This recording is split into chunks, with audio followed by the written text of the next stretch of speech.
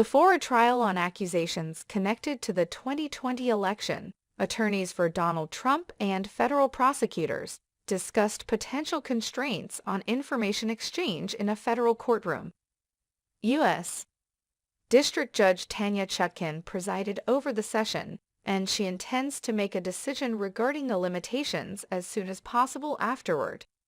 Chutkan decided that, contrary to the government's request, the protective order would only apply to sensitive materials.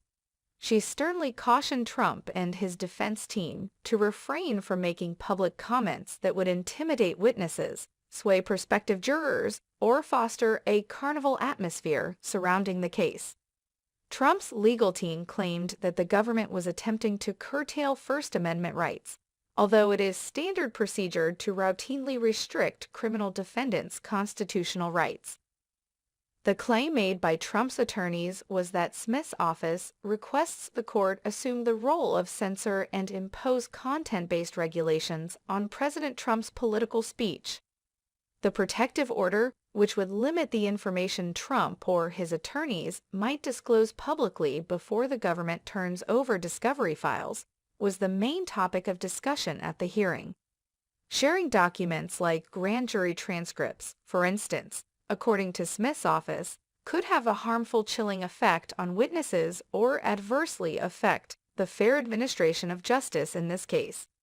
Trump's campaign has claimed that the protection order being considered by the government would help the Biden campaign because it would inhibit Trump's political speech.